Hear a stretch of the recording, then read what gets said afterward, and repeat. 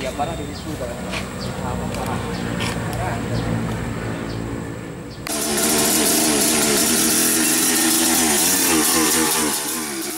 Hujan deras yang melanda Lepung, Aceh Besar, sejak semalam hingga tadi pagi menyebabkan lokasi wisata air Brayun banjir. Air yang naik ke perkampungan penduduk dan lokasi wisata Brayun sekitar pukul 8 pagi. Akibatnya, Desa Lamsenia dan Panton digenangi air setinggi lutut orang dewasa.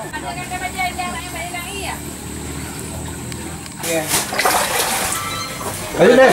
Paling-paling yang sama kali. Kamu udah kita foto ini. Udah bro. Mana bro?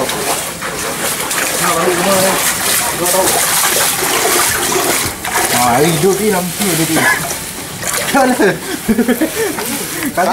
Tak ada korban jiwa dalam banjir tersebut. Banjir juga mengakibatkan 5 kios yang ada di wisata tersebut hanyut. Dalam kan situ Kak? Dalam airnya. Inilah. Rumah mana? Hah? Rumah terendam. Sana. Oh, rumah Kak sana. Enggak, saya jualan sana. Bisa lagi. Bisa lagi banyak kali air. Ada lain dari sini di mana? Hah? Sana ada juga terendam. Enggak, itu situ ada satu lagi. Jam berapa tadi Kak kejadiannya? Dari tadi pagi. Dari pagi hujan lebat ya? Hah? Hujan lebat. Lebat. Apa yang Ini meluap? baru nggak hujan lagi. Apa yang meluap? Air sungai meluap atau Meluap air sungai. air sungai apa? Iya, yang di Brayung sana. Sungai Brayun. Sungai Brayun ya. Kak, air usaha gimana kondisinya Kak? Hah? Tempat jualan Kak? Nggak bisa jualan, tutup. Rendam. Hancur. Enggak, Bawa yang jambu-jambu yang di bawah pondok-pondok di bawah tuh aja. Ini yang di karena bawah air ini ya, air pasang juga. Iya. Pasang laut juga Iya. ya? Bukan air laut nih, air gunung.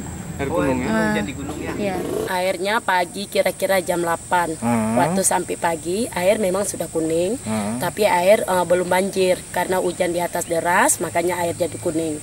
Jam 8 sampai sekarang air lagi bertambah.